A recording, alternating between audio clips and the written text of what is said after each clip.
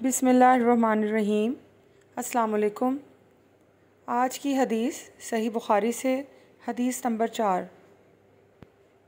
آپ صلی اللہ علیہ وآلہ وسلم نے وحی کے رک جانے کے زمانے کے حالات بیان فرماتے ہوئے کہا کہ ایک روز میں چلا جا رہا تھا کہ اچانک میں نے آسمان کی طرف ایک آواز سنی اور میں نے اپنا سر آسمان کی طرف اٹھایا۔